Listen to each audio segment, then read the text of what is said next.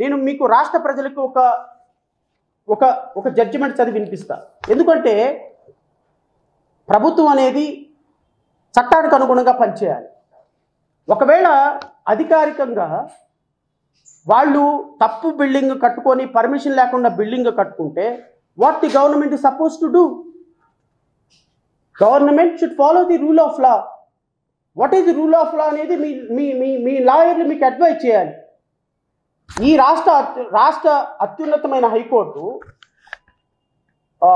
3 aces Hyderabad versus municipal corporation of Hyderabad అనే కేసులో చాలా చాలా స్ట్రింజెంట్ గైడ్లైన్స్ ఓవరాల్గా రాష్ట్రంలో జరిగే ఏ డిమాలిషన్ అయినా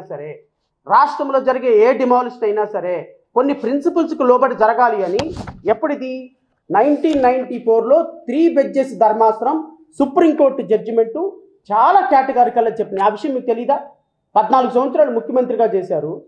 ఎవరో ఒక ఆయన కాలేజీలో ఎప్పుడో మూపిచ్చేశారని నారాయణ వచ్చి ఒక మినిస్టర్ అయిపోయి సాయంత్రానికి మినిస్టర్ నారాయణ మున్సిపల్ శాఖ మంత్రి అనుమతి ఇచ్చాక పడగొట్టేస్తారా? అంటే అధికారులకి ఒక నియంత్రణ సుప్రీంకోర్టు, హైకోర్టు, ఒక ప్రిన్సిపల్ ఆఫ్ లా ఈ రాష్ట్రంలో ఏముండదా? అంటే మీ కాలేజీలు మూపిచ్చేశారని ఒక అలిగేషన్ ఉంటే మీరు బిల్డింగ్లు పడగొట్టేస్తారు. మీ బాబు జాగీర్ అనుకుంటున్నారా ఆ రాష్ట్రం? నాకు అర్థం కాదు. లేకపోతే మీకు ప్రజలు ఓట్లేశారు కదా ప్రజలు పిచ్చోళ్ళలాగా కనపడుతున్నారా? లేకపోతే కోర్టులు పిచ్చిగా కనపడుతున్నారా? లేకపోతే మాలాంటి వాళ్ళు ప్రశ్నించరనేటువంటి ఆలోచన? ఈ రాష్ట్ర అత్యున్నత న్యాయస్థానం ఎప్పుడు ఇచ్చింది? ఇది ఇప్పుడు కాదు ఇచ్చింది. ఈ రాష్ట్ర అత్యున్నత న్యాయస్థానం 2 September 1994 reported law 1994 law suit AP 289లో చెప్పినటువంటి హానరబుల్ ఏపీ హైకోర్టు చెప్పినటువంటి గైడ్ లైన్స్ చూడండి. In any case there should not be any demolition after sunset and before sun rise. ఏ బిల్డింగ్ అయినా మీరు పడగొట్టాలి అంటే before sun rise or after sunset demolish చేయకూడదు. This is what the honourable AP high court triple bench direction in consonance with the supreme court direction. Number 2, corporation came to a conclusion keeping in the above guidelines in view that the construction is required to be demolished or pulled down. It should follow the procedure indicated below.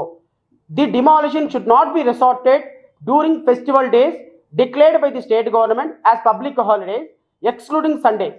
If the festival day declared by the government as a public holiday fails on a Sunday or the Saturday, the corporation should not resort to demolition. Sunday or Saturday ఎప్పుడు కూడా ఏ demolition జరగకూడదు.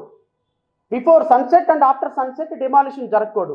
This is what the direction by the honourable AP high court and by the honourable supreme court. కొన్ని వందల జడ్జిమెంట్స్లో before sunset after sunset demolition చేయకూడదు, Sundays Saturdays demolition చేయకూడదు, notice ఇచ్చిన వెంటనే డిమాలిషన్ చేయకూడదు, కోర్టు ఆర్డర్ ఉన్నప్పుడు డిమాలిషన్ చేయకూడదు. ఈ ప్రిన్సిపల్ కూడా తెలియకుండా ఎలా అండి అధికారులు తెల్లవారు 5 గంటలకు డెమాలిష్ చేసేస్తారు? తెల్లవారు 5 గంటలకు డెమాలిష్ చేసేసి ప్రభుత్వానికి ఏం సంకేతం ఇవ్వదలుచుకున్నారు అంటే కక్షపూరితమైనటువంటి డెమాలిషన్, ప్రతిపక్ష నాయకుల యొక్క పార్టీ ఆఫీసులు కూలగొట్టాలి అని కాలికి బలపం కట్టుకొని కూర్చున్నట్టు కనపడుతుంది కదా. రేపొద్దున మళ్ళీ వైఎస్ఆర్సీపీ అధికారంలోకి వచ్చి మీ సెంట్రల్ పార్టీ ఆఫీస్ కూడా కూలగొట్టేస్తుంది. అప్పుడు ఏం చేస్తారు మీరు? అప్పుడు రాష్ట్రంలో ప్రజలు ఏమనుకోవాలి, అధికారులు ఏమనుకోవాలి? పోనీ మీ పార్టీ ఆఫీసులకి ఏమైనా పర్మిషన్స్ ఉన్నాయా? మీ మంగళగిరిలో కేంద్ర పార్టీ కార్యాలయానికి పర్మిషన్ ఉందా? ఇప్పటికీ పర్మిషన్ ఇచ్చి కట్టారా? ఒకవేళ పర్మిషన్ ఉంటే టీడీపీ అధికారిక ప్రతినిధి ఎవరినైనా చూపించమనంటే పర్మిషన్ కాపీ. మీరు కట్టుకున్న ఏ బిల్డింగ్కి అయినా పర్మిషన్ ఉందా పార్టీ కార్యాలయాలకి? మీరు కట్టినటువంటి ఇప్పుడు ఈ కరకట్ట మీద ఉన్నటువంటి ఇక్కడ నుంచి మంతెన సత్యనారాయణ దాకా రాజు ఆ బిల్డింగ్ వరకు మొదలు పెట్టుకుంటే ఏ బిల్డింగ్కి పర్మిషన్ ఉండదు. మరి బిల్డింగ్లన్నీ పడగొట్టండి. కరకట్ట మీద ఉన్న బిల్డింగ్లన్నీ పడగొట్టండి సార్. అనుమతులు లేవు దేనికి కూడా, అవన్నీ కూడా ఇరిగేషన్ ల్యాండ్లే. ఎస్, మేము కూడా దాని మీద కేసు ఫైల్ చేస్తాం, నో డౌట్.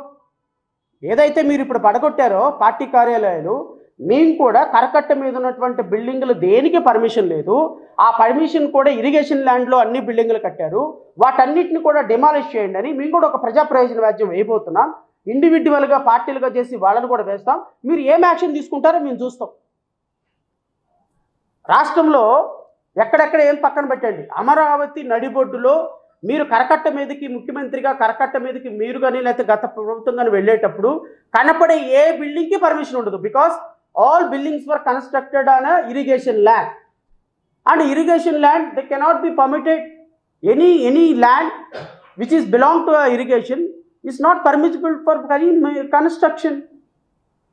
మరి ఇలాంటి సందర్భంలో వాటన్నిటి మీద యాక్షన్ తీసుకోండి. మీరు నిజంగా రూల్ ఆఫ్ లా ఉంటే వాటన్నిటి మీద యాక్షన్ తీసుకోండి. వీళ్ళు అప్రిషియేట్.